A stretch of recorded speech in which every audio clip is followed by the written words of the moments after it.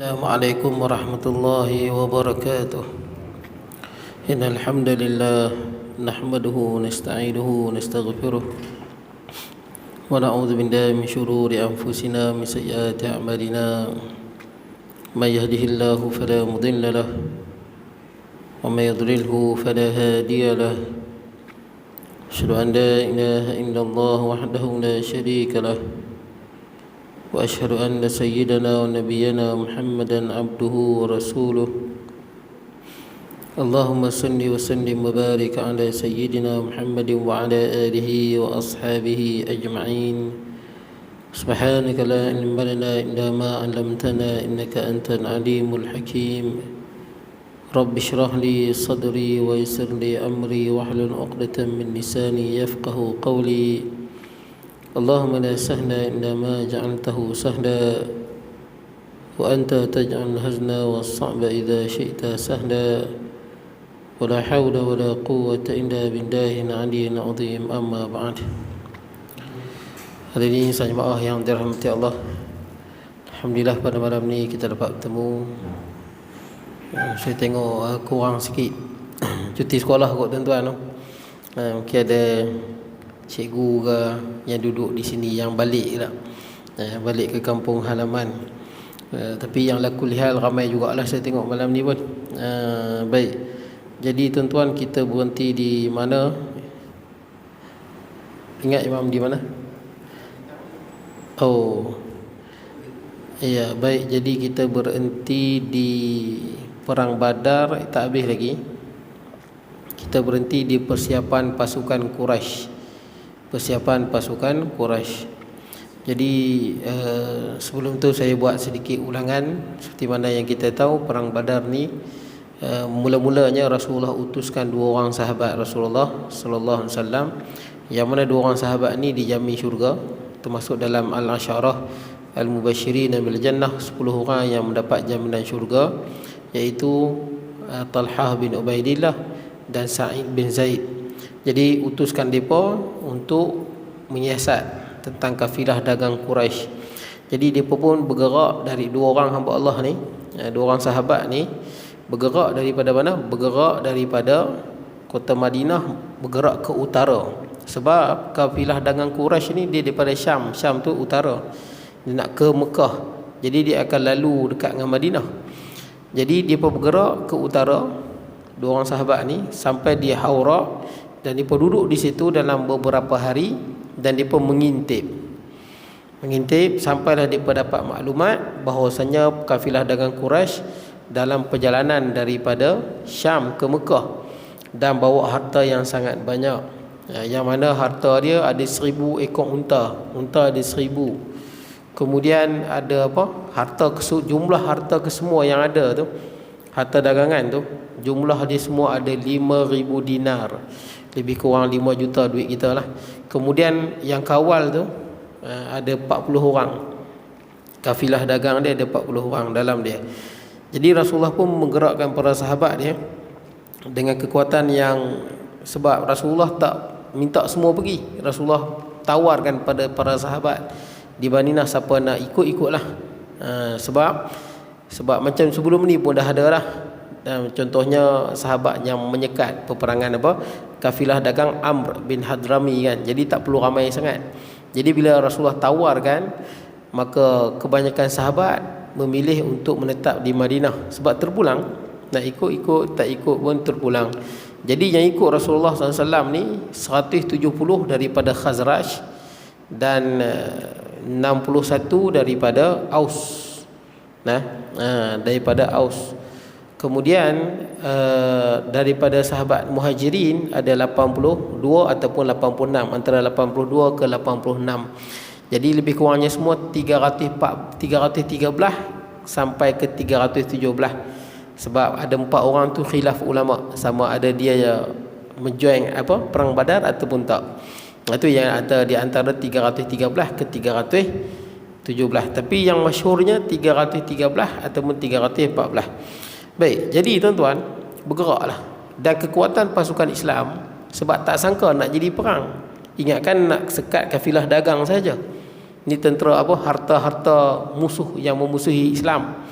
Jadi ingatkan nak sekat ni depa hanya ada 40 orang. Jadi tak perlulah kekuatan yang banyak. Jadi bila dah ada 300 ni, jumlah yang besar banding dengan kafilah dagang yang tidak ada senjata, ada 40 orang je. Jadi sahabatnya ikut dalam 313. Baik, jadi tuan-tuan, dan yang ada kuda 2 orang sahaja. Kuda hanyalah 2 kan. Yang ada kuda iaitulah yang pertama Zubair bin Awam, satu lagi Miqdad bin Amr Al-Aswad. Jadi 2 orang ni saja yang ada kuda. Kuda 2 sahaja kuda. Unta ada 70. Unta ada 70. Itu pun naik bergilir. Naik bergilir. Sebab sahabat ada 300 lebih. Ada yang satu unta tu naik 3 orang, ada yang 2 orang. Yang saya sebut kat tuan-tuan sebelum ni dah, Rasulullah sallallahu alaihi wasallam naik unta bersama dengan Sayyidina Ali dan Marsad bin Marsad Al-Ghanawi. Marsad bin Abi Marsad Al-Ghanawi. Baik, jadi bergeraklah Rasulullah dengan para sahabat. Kemudian sampailah tuan-tuan yang kita dah bincang dah. Bila berita ni Rasulullah bergerak dengan para sahabatnya, Abu Sufyan ni pun dia licik. Dia masa ni dia tanya orang. Tiap kali dia berjalan dia tanya. Dia tanya tentang apa? Tentang ada tak tentera daripada Madinah, tentera Muhammad bin Abdullah. Dia tanya. Tiap kali dia berjalan dia berhenti, dia tanya. Sampailah dia dapat maklumat ada tentera yang besar daripada Madinah. Daripada 40 Maka dia hantar siapa tuan-tuan? Seorang lelaki kan yang bernama Damdam. Damdam, Abu Sufyan upah Damdam bin Amr Al-Ghifari, suku Ghifar, yang ni orang gunung, pakar bab jalan. Hantar dia pergi ke Madinah minta tolong, pergi ke Mekah minta tolong, sebab ni ada tentera daripada Madinah nak halang. Jadi Damdam bin Amr Al-Ghifari ni pun cepat-cepat pergi ke Mekah. Sampai di Mekah dalam keadaan baju dia koyak rabak, bekalan pun habis, unta dia pun dah tak larat, hidung unta dia pun dah berubah warna sebab dia nak cepat. Jadi dia berdiri di atas unta dia, dan Damdam Al-Ghifari ni dia berkata, wahai Quraisy, kafilah dagangmu telah disekat oleh Muhammad dan tenteranya, tolonglah. Jadi ketika inilah Abu Jahal dan geng dia sakit hati Mereka naik angin. Sebab sebelum ni kalau tuan-tuan ingat, tentera Islam dah menahan satu kafilah mereka, iaitu Amr bin Hadrami, dan terbunuh Amr bin Al-Hadrami itu. Jadi ketika ni Quraisy sebut, adakah Muhammad dan sahabatnya menyangka kafilah dagang ni akan jadi seperti kafilah dagang yang dahulu? Sama sekali tidak. Waktu yang dia pergerakkan tentera, dia panggil semua di Mekah tu. Nanti disebut tuan-tuan. Baik, kita tengok, kita sampai di sini tuan-tuan. Persiapan pasukan musyrikin. Bila sampai maklumat daripada Damdam ni, maka Abu Jahal pun menggerakkan tentera. Baik, kita tengok. Qal musannifu rahimahullahu taala wa nafa'na bi ulumi fid darin. Kata pengarang, penduduk Mekah segera bersiap-siap. Mekah ni masa ni kafir Quraisy lah, umat Islam daripada Madinah. Tentera Mekah ni merujuk kepada tentera Abu Jahal dan geng-geng dia. Bersiap-siap mengirim pasukan yang untuk menyelamatkan kafilah dagang Abu Sufyan. Akhirnya terkumpul tentera dengan persenjataan yang lengkap berjumlah 1,300 orang. Mula-mula 1,300.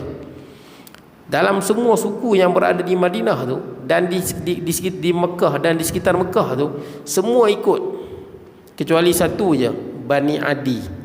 Bani Adi dia tak ikut. Yang lain semua ikut. Baik. Dan saya sebut kat tuan-tuan sebelum tu, saya terlupa bawa kitab tuan-tuan, dia ambil terjemahan. Yang kitab saya tu dia terjemahan dia, yang ni dia ringkaskan. Sebelum tu tuan-tuan, kalau tuan-tuan ingat masa dia nak bergerak tu, ketika ni Bani Adi tak ikut. Bani yang berada di sekitar Mekah semua ikut, termasuklah Bani Bakar. Dan saya sebut kat tuan-tuan, Bani Bakar ni dia ada permusuhan dengan Quraisy, bergaduh. Jadi tapi untuk melawan umat Islam bersatu padu. Jadi masa dia nak pergi ni, dia takut kot nanti Bani Bakar ni serang kot belakang, pasal musuh dulu. Ketika inilah datang iblis dalam rupa Suraqah bin Malik bin Ju'thum. Dia bukan Suraqah tuan-tuan, iblis dalam rupa dia. Sebab tu kalau tuan-tuan ingat, nanti kita baca perang Badar akan datang nanti, iblis memang ada. Waktu dia tengah berperang tu, iblis ada. Iblis yang menggoda Nabi Adam alaihi salam dan Siti Hawa kan. Iblis tu ada masa perang ni. Tapi dia bukan main dalam rupa dia. Dia menyerupai Suraqah bin Malik. Tapi bukan apa? Bukan Suraqah kan saya beritahu dia apa? Dia sahabat yang kemudian dia beriman. Yang ada di perang Badar ni dia menyerupai Suraqah, tapi itu iblis. Dan last kali nanti waktu tentera nanti akan datang, waktu tentera depa nak kalah Suraqah, ketika ni ada sahabat nampak kan, Suraqah bin Malik kata apa? Bukan Suraqah, iblis tu menyerupai Suraqah. Dia kata bila dia tengok tentera musyrikin nak kalah, mula-mula dia yang hasut. Iblis kata, hampa jangan risau, Bani Bakar, aku jamin Bani Bakar tak serang hampa kat belakang. Tu yang dia semangat balik tu, pergi lawan. Masa lawan tu iblis bagi semangat. Tapi bila iblis tengok nak kalah, iblis kata apa? Inni akhafullah rabbal alamin. Dia tengok tentera musyrikin nak kalah, aku takut Allah, Tuhan sekalian alam. Iblis sebut, lepas tu dia lari. Maka kalahlah pasukan Quraisy. Baik tuan-tuan.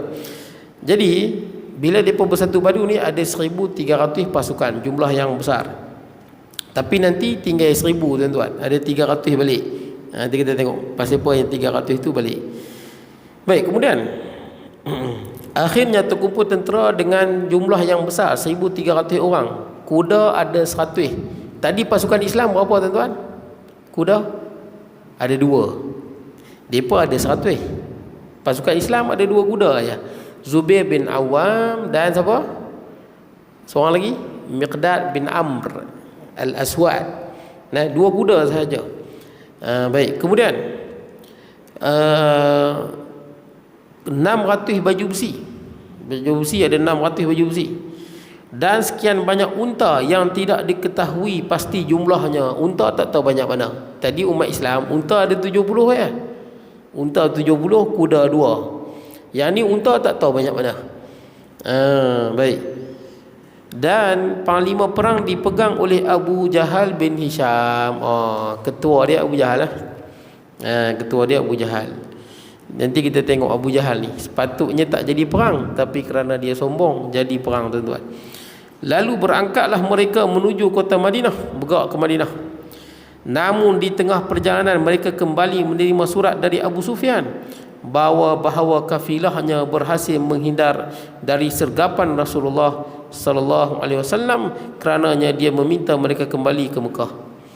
Tengok dah lepas dah. Sebab Abu Sufyan bila dia sampai, dia dapat maklumat tu yang bahawasanya ada tentera daripada Madinah. Abu Sufyan dia asalnya mengikut jalan utama. Bila dapat maklumat ada tentera daripada Madinah, Abu Sufyan merubah arah. Yakni daripada jalan utama antara Mekah dengan Madinah, dia ubah jalan ke pantai yang Rasulullah guna ketika hijrah tu. Dia ubah jalan dia ke Laut Merah. Dia ubah ke barat. Dia pergi ke pantai. Sebab tentera Rasulullah sallallahu alaihi wasallam menggunakan jalan utama. Jadi ubah ke jalan pantai jauh ni. Puluhan, ratusan kilometer. Dengan cepat depa bergerak. Jadi bila Abu Sufyan dah yakin depa ni selamat daripada tentera Rasulullah sallallahu alaihi wasallam, Abu Sufyan hantar surat balik. Bagi tahu kat Abu Jahal balik lah. Sebab dah selamat. Kami punya kafilah dagang dah selamat, jadi tak perlu perang. Ini Abu Sufyan. Baik, jadi kita tengok apa kata Abu Jahal. Sepatutnya boleh elak peperangan, tapi kerana apa? Tengok dengan sombongnya Abu Jahal menolak kembali ke Mekah. Dia bahkan berkeras membawa pasukannya ke Badar. Keras kepala tuan-tuan. Patutnya tak payahlah perang, dah selesai. Kafilah dagang dah selamat, tapi Abu Jahal punya perangai tuan-tuan. Dan namun sebahagian pasukannya yang berjumlah 300 orang ada yang kembali ke Mekah dan tidak ikut dalam perang Badar. Dalam ni dia tak sebut, tapi dalam kitab disebut, iaitu Al-Akhnas bin Syarik. Al-Akhnas bin Syarik ni dia bijak. Walaupun dia bukan Islam, dia daripada Bani Zuhrah. Dia ketua pemimpin Bani Zuhrah. Bila dia tengok kafilah dagang dah selamat, kenapa nak berperang? Abu Jahal keras kepala, nak perang juga. Maka Al-Akhnas bin Syarik dia bawa kaum dia yang ada 300 orang ni balik ke Mekah. Abu Jahal tak mau. Tinggallah 1,000 tentera Abu Jahal. Baik.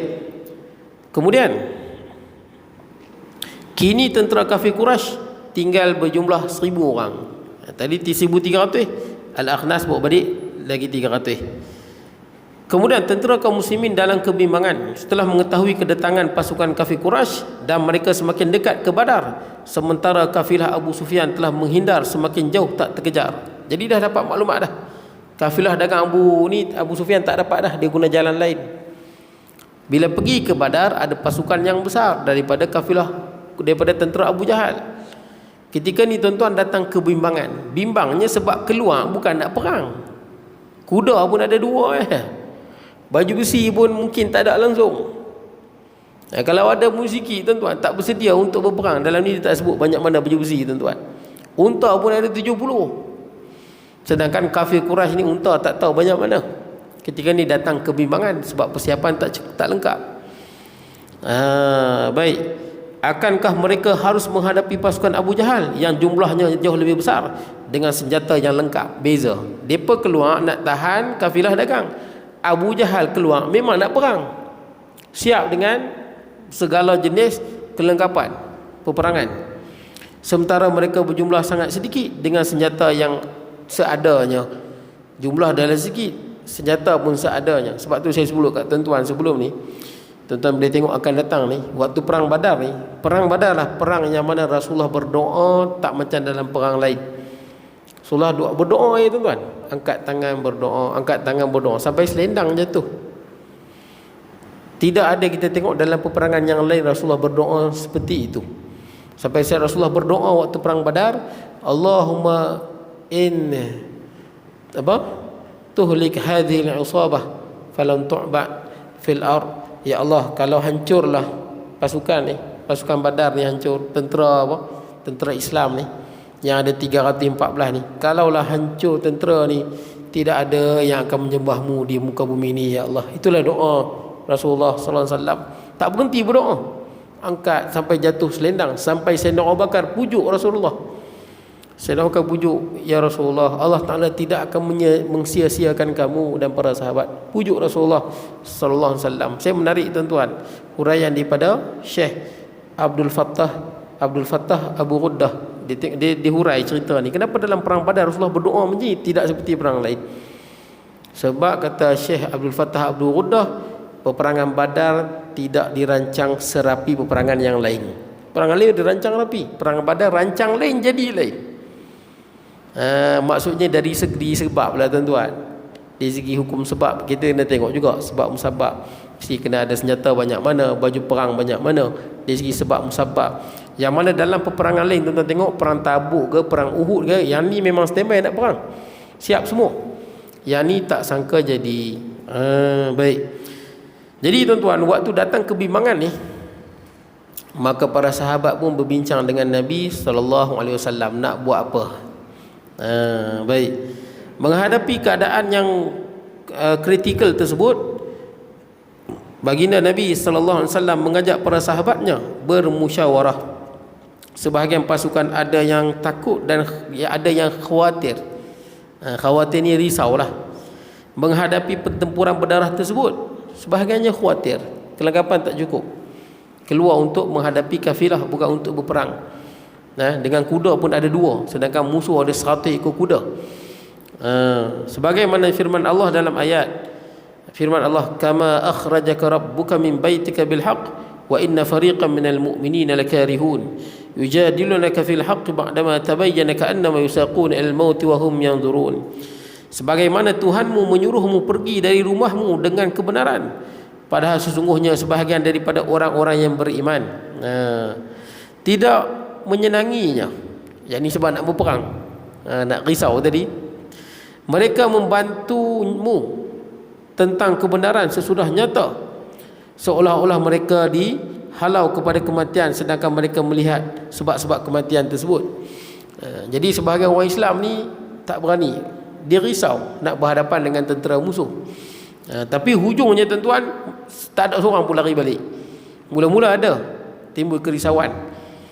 Jadi kemudian bila buat mesyuarat, ada beberapa orang sahabat yang bangkit tuan-tuan, yang memberi kata-kata semangat.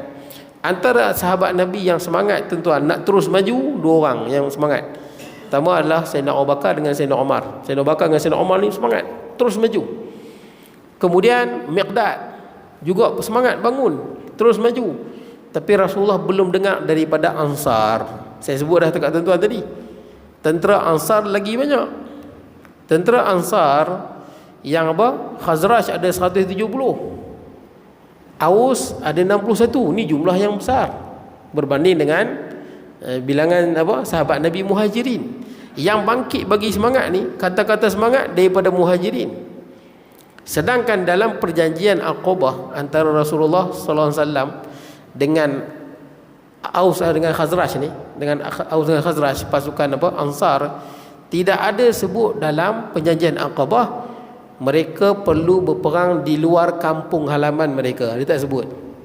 Yang sebut perlu mempertahankan Rasulullah di Madinah. Jadi tak ada dalam perjanjian Aqabah tu. Ketika inilah Rasulullah harap ada di kalangan Ansar yang bangun berucap. Maka bangunlah Sa'ad bin Mu'az. Dia bagi kata-kata semangat. Dan ini dia tak sebut tuan-tuan. Panjang dia bagi kata-kata semangat. Yang mana antaranya tuan-tuan, Sa'ad bin Mu'az kata, kami tidak akan berkata seperti mana Bani Israel.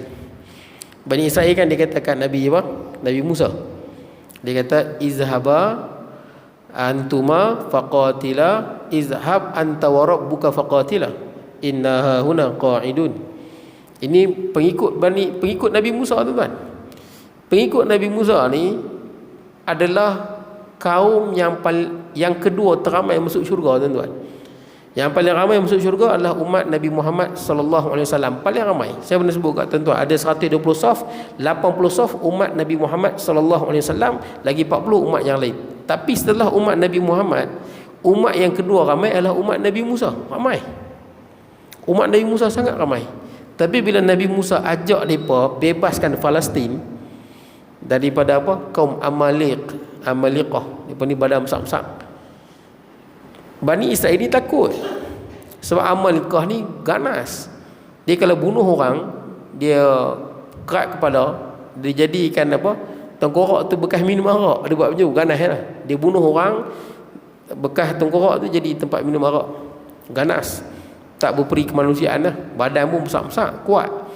Jadi bila Nabi Musa ajak mereka untuk bebaskan Palestin, dia kata apa? Idhab anta wa rabbuka. Wahai Musa, hang pergilah dengan Tuhan hang. Ini orang Israel tuan-tuan, perangai dia apa? Sebab tu umat Nabi Muhammad umat terbaik. Tak boleh challenge umat lain tuan-tuan, jauh. Ini umat Nabi Musa boleh cakap macam tu. Wahai Nabi Musa, idhab, pergilah kamu, wa rabbuka, dan Tuhan kamu, yakni Allah. Musa, hang pergilah dengan Allah, dengan Tuhan hang. Faqatilah, hang dengan Tuhan hang berperanglah. Inna hahuna qa'idun, kami nak duduk sini ya. Kami nak duduk sini ya. Tak mau masuk Palestin. Maka Allah hukum mereka tuan-tuan. Mereka tersangkut di ladang teh selama 40 tahun sangkut kerana perkataan tu. Sombong tuan-tuan, tak mau. Sebab tu kata Sa'ad bin Mu'az, kami bukan macam tu. Kami takkan kata padamu wahai Rasulullah seperti mana pengikut Musa berkata pada dia. Kami takkan sebut lagu tu. Tapi kami akan kata, pergilah engkau wahai Rasulullah dan Tuhanmu, dan berperanglah, dan kami bersamamu. Tu Sa'ad bin Mu'az, semangat dia bagi tuan-tuan. Baik. Jadi tuan-tuan, kemudian bila bincang-bincang, last sekali sepakat perang. Baik. Setelah bermusyawarah, akhirnya mereka sepakat menghadapi pasukan kafir Quraisy dan siap menanggung berbagai kemungkinan yang terjadi. Tuan-tuan tengok Rasulullah sallallahu alaihi wasallam, dia tak ada sifat diktator tuan-tuan, tak ada. Diktator kita kata, tak ada. Semua mesyuarat. Wasyawirhum fil amr, mesyuarat. Last kali keputusan mesyuarat lah. Hatta kita tengok tuan-tuan ketika mana tuan-tuan tahu Rasulullah sallallahu alaihi wasallam, dia ada seorang menantu yang lambat masuk Islam, lambat masuk, iaitu Abul As. Abul As ni suami kepada Zainab binti Rasulullah. Abul As ni dia tak beriman, Zainab beriman. Tapi saya nak ringkas ceritanya. Satu ketika Abul As ni dia ikut perang Badar tuan-tuan. Abul As dia ikut perang Badar. Abul As ni dia menantu Rasulullah, tapi dia tak beriman. Duduk dengan Zainab. Zainab ni ulama khilaf. Zainab anak sulung ataupun Qasim anak sulung, salah satu. Salah satu. Yang mana anak sulung wallahu alam. Tapi mungkin Qasim lah. Jadi Zainab ni suami dia Abul As. Belum lagi ada larangan tak boleh kahwin dengan orang kafir. Belum ada larangan. Dia larangan apa? Kemudian datang wala tumsiku bi'awasimil kawafir. Bi'isamil kawafir wala tumsiku bi'isamil kawafir. Tak boleh kahwin dengan orang kafir kecuali kalau lelaki itu Islam, perempuan itu Yahudi ataupun Nasrani. Itu bolehlah tuan-tuan. Tapi kalau ikut dalam pandangan mazhab Syafi'i, mestilah Yahudi yang asal, Nasrani yang asal. Kalau ikut jumhur, tak semestinya. Baik tuan-tuan, tak apalah. Tapi saya nak sebutnya, kita pun tak ada amalan tuan-tuan. Malah tak digalakkan kahwin. Tak digalakkan kahwin lain agama. Jadi tuan-tuan, belum ada larangan. Zainab ni, dia Islam. Abul As tak Islam. Malah Abul As ni waktu perang Badar ni dia tak mau ikut. Abul As tak mau ikut. Tapi dia pun paksa dia. Dia berkata macam-macam, dia pun ikutlah. Saya ringkaskan cerita. Abul As ni dia kena tawan. Dalam perang Badar dia kena tawan. Abul As ni menantu Rasulullah, suami pada Zainab. Nak cerita Rasulullah ni sangat-sangat bukan bersifat diktator lah tuan-tuan. Bila Abul As ditawan, maka mereka kan dah bincang-bincang. Tawanan Badar dia tak dibunuh, betul tak? Tawanan Badar dia diberi peluang untuk bebaskan diri, walaupun kemudian turun ayat Quran yang sokong pandangan Sayyidina Umar. Yang Sayyidina Umar berpandangan tawanan Badar ni kena bunuh semua, sebab umat Islam belum kuat dan mereka ni masih lagi memusuhi Islam. Kalau lepas ni boleh jadi ancaman. Kita tengok memang betul, lepas tu jadi perang Uhud pula lepas tu. Jadi tuan-tuan 70 Sayyidina Umar berpandangan kena bunuh 70 ni. Sayyidina Abu Bakar berpandangan tak, Sayyidina Umar Bakar ni lembut, Sayyidina Abu Bakar ni lembut pribadi dia. Mungkin Sayyidina Abu Bakar berpandangan beri peluang untuk mereka tebus diri mereka. Kemudian lepas mereka tebus semua, baru turun ayat Quran. Macam mana? Macam mana ayat dia? Saya lupa nama dia. Tak patut bagi Nabi ayyaku bukan ma yakunu lin nabi ay yakunu lahu asra hatta yusqina fil ard. Tak patut bagi Nabi dia membebaskan tawanan perang dengan imbuhan hatta yusqina fil ard, sehinggalah musuh-musuh Islam ni dineutralkan tuan-tuan. Dia panggil neutral. Hatta tentera pun tahu kan, bila kita tangkap musuh dalam peperangan, kalau kita lepas musuh ni, ini musuh bahaya, lepas ni kacau kita akan datang, memang kena bunuh pun, tak lebih. Jadi itu pandangan Sayyidina Umar. Bila turun ayat ni, menangis Rasulullah SAW. Datang Sayyidina Bakar, Sayyidina Bakar pun menangis. Datang Sayyidina Umar tanya, Rasulullah diam, Sayyidina Umar pun menangis. Rupanya baru beritahu pandangan dia yang sebenar adalah sepatutnya mereka dihapuskan. Dan memang lepas tu jadi perang Uhud tak lama tuan-tuan. Lepas perang Badar, perang Uhud pula, balas dendam. Perang Uhud punca dia balas dendam, tak puas hati pasal kalah perang Badar. Baik.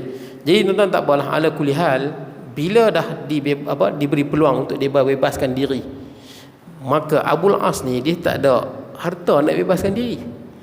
Isteri dia Zainab berada di Mekah. Ini anak Rasulullah ni. Zainab beriman, Abul As tak beriman. Tapi Abul As ni dia orang lelaki yang baik. Sebab tu waktu dia Rasulullah berdakwah, orang Quraisy ni pujuk Abul As, ceraikanlah Zainab tu. Macam anak Abu Lahab. Betul tak? Anak Abu Lahab kan ceraikan anak anak Rasulullah SAW. Jadi tuan-tuan, dia pun minta ceraikanlah. Ceraikan. Jadi tuan-tuan, Abul As kata apa? Dia berkata ke Abu As, kalau hang ceraikan Zainab, kami cari perempuan yang paling cantik bagi hang kahwin. Abul As ni sayang Zainab. Demi Allah, aku takkan ceraikan dia. Jadi tuan-tuan, bila perang Uhud ni, bila dia kena tawan, dia tak ada harta nak bebaskan diri dia. Maka dia hantar surat pada Zainab, tolonglah. Zainab bagi qiladah. Bukan qiladah, dia bagi apa? Rantai ya, dia bagi rantai. Dia bagi rantai. Qiladah, dia bagi rantai. Yang mana rantai, dia bagi rantai kepada Abul As untuk bebaskan diri. Tapi rantai ni Khadijah bagi pada Zainab malam dia kahwin dengan Abul As. Tuan-tuan tahu Rasulullah paling sayang isteri dia Khadijah, dan Aisyah nombor 2 lah. Itu rantai yang Rasulullah bagi pada pada Zainab, malam dia kahwin dengan Abul As. Bila dia bagi sampai rantai tu kepada para sahabat di Madinah, diberikan pada Rasulullah.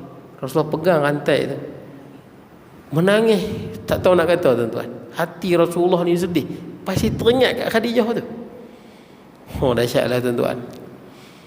Kalau agak-agak lah, kalau kita lah tuan-tuan, kalau kita lah, katakan ni contoh tuan-tuan, contoh so isteri kita meninggal, contoh, na'udzubillah lah, contoh tuan-tuan menikah dengan anak dara umur 18. Teringat macam tu ke tak? Agak-agak kalau tuan-tuan boleh teringat, hebatlah tuan-tuan. Kok tengok baju isteri menangis tuan-tuan, hebatlah tuan-tuan. Rasulullah ni ingat perjuangan tuan-tuan. Khadijah tengok gelang tu, dalam hadis sebut raqqa riqqan syadidah. Maksud dia perasaan yang nak gambar susah, sedih yang amat-amat. Pegang itu rantai Khadijah beri kepada Zainab. Tapi saya nak ceritanya bukan apa, Rasulullah ni tak diktator. Rasulullah kata apa kat para sahabat? Kan Rasulullah menangis sungguh-sungguh tuan-tuan, sedih nak ambil rantai ni.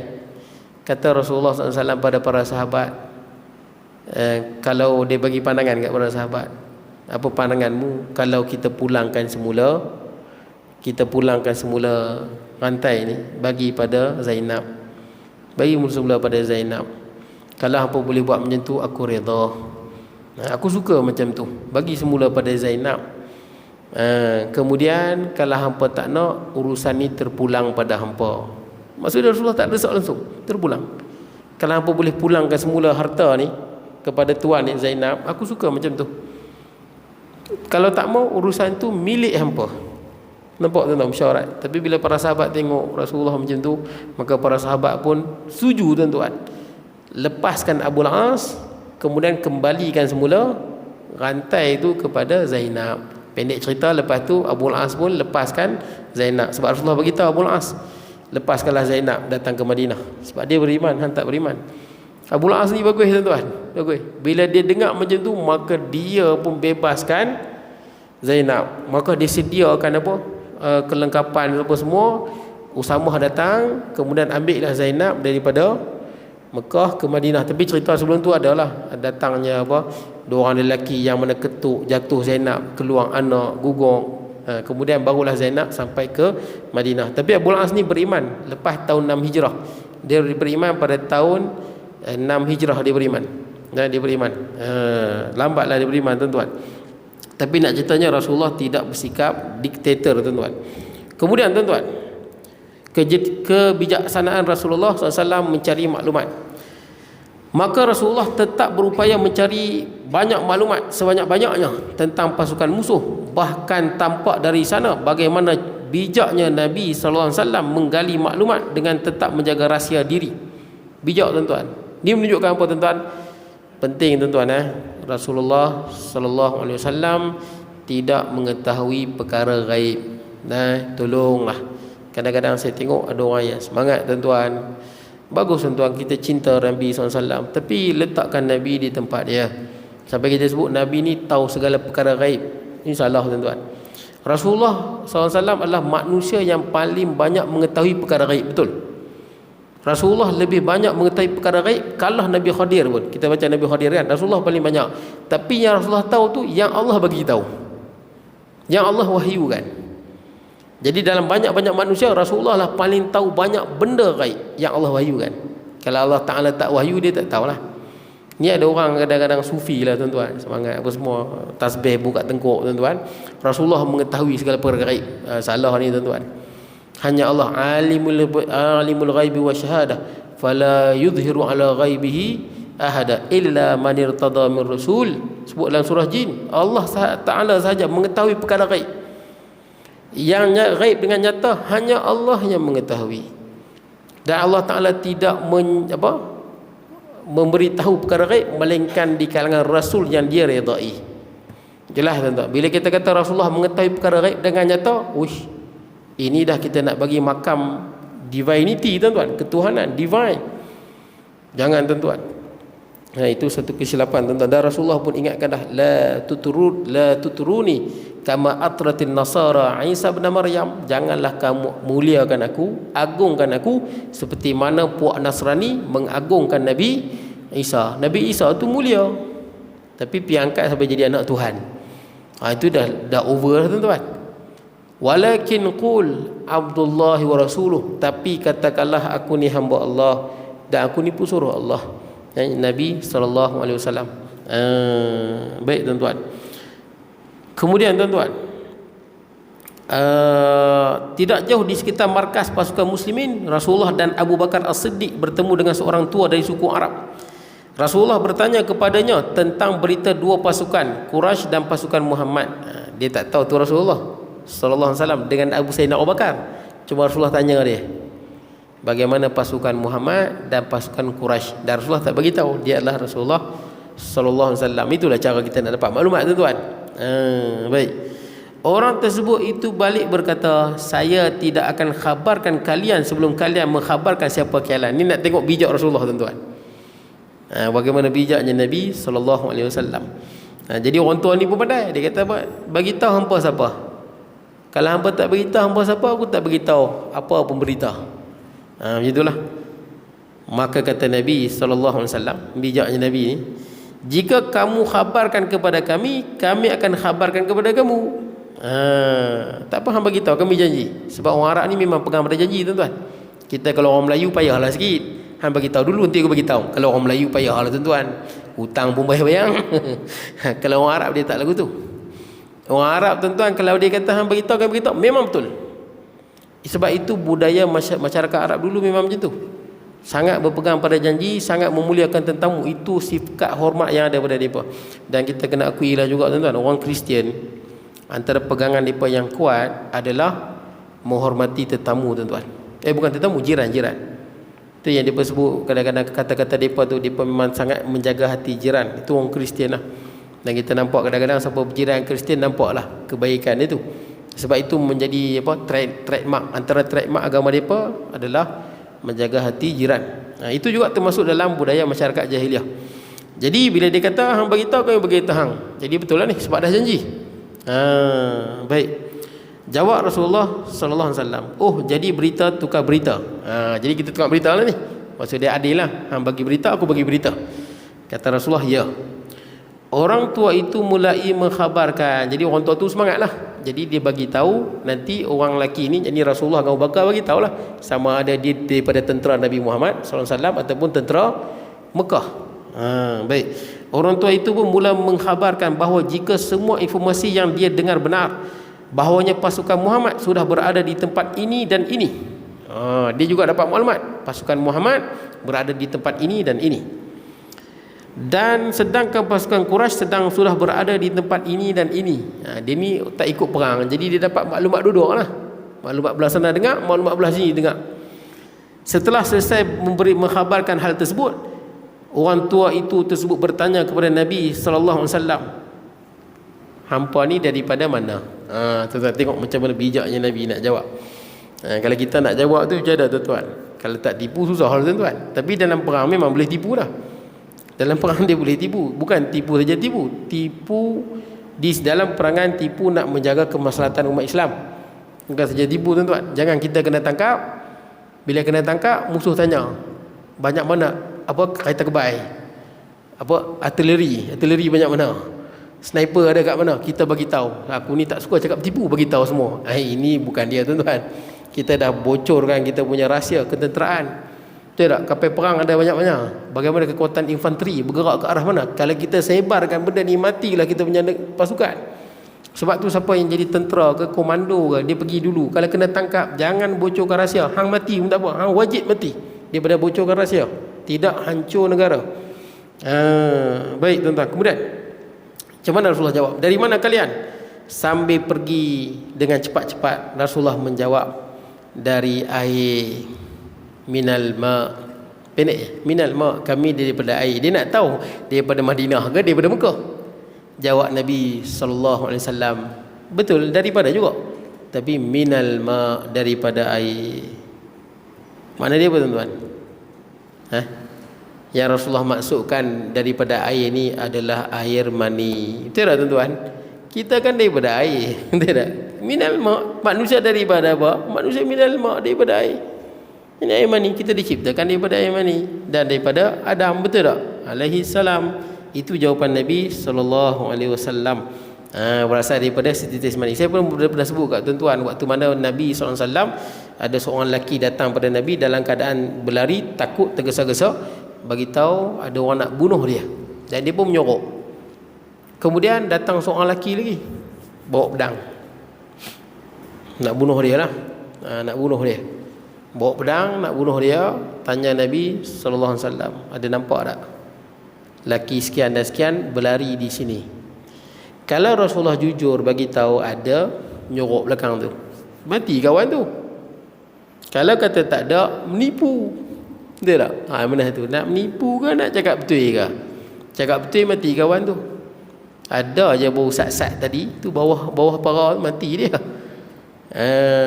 Kalau kata tak ada pun, kadang-kadang orang kata tak tahu, tak tahu pun tipu. Betul tak? Mana boleh tak tahu? Hang tengok tadi ada orang tak tahu, tak perasan, ni semua tipu. Mana boleh tak perasan, tak tahu, hang nampak tadi. Tapi bijaknya Nabi SAW, maka Rasulullah kata apa? Rasulullah kata, semenjak aku berdiri kat sini, Rasulullah bergerak ke belakang, setapak. Kan Rasulullah berdiri, bergerak belakang setapak ke belakang.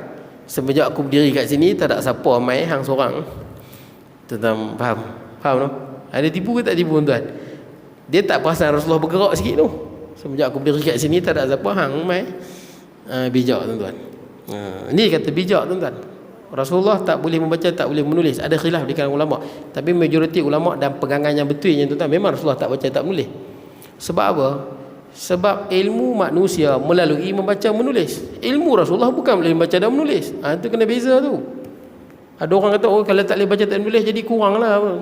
Common. Dia tak faham. Rasulullah ilmu dia bukan daripada membaca dan menulis. Bukan. Ilmu Rasulullah SAW daripada wahyu, daripada Allah Azza wa Jal.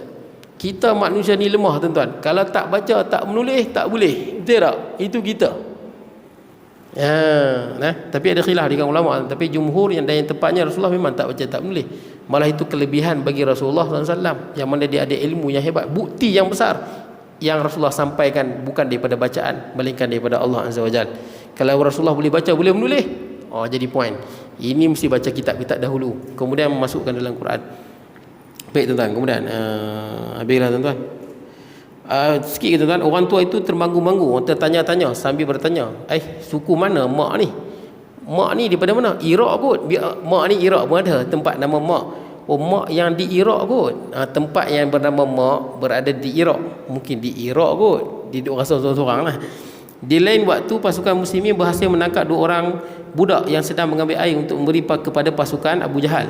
Terjadi dialog antara Rasulullah dengan kedua budak kecil. Ada berapa jumlah mereka? Banyak, jawab mereka. Berapa banyaknya? Kami tidak tahu.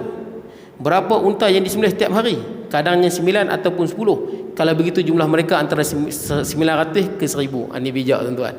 Ini ilmu perang. Dia dapat agak. Sehari sembelih berapa?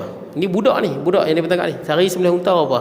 Kata apa? Kata budak kecil ni, sehari kadang-kadang 9 ekor dia bersembelih, kadang-kadang 10. Maka Rasulullah tu dapat tangkap. Kalau macam tu bilangan daripada dalam 900 ke 1000. Sebab biasanya satu unta boleh untuk 100 orang. Biasanya begitu. Unta kan besar saiz dia. Ini kebijaksanaan tuan-tuan untuk menilai satu situasi. Baik tuan-tuan, habis. Akan datang kita sambung di kaum muslimin lebih dahulu sampai di lokasi yang terbaik lah, yang strategik, yang ada perigi Badar. Baik tuan-tuan, cukup sekadar itu. Saya mohon maaf pada kekurangan dan sebagainya. Bismillahirrahmanirrahim. Allahumma ja'al jam'ana hadha jam'an tafarruqan ba'di tafarruqan ma'suma wa la taj'al minna shaqiyyan wa la mahruman wa la matuda wa sallallahu nabiyina Muhammadin wa ala alihi wa sahbihi wa sallam. Alhamdulillahirabbil alamin.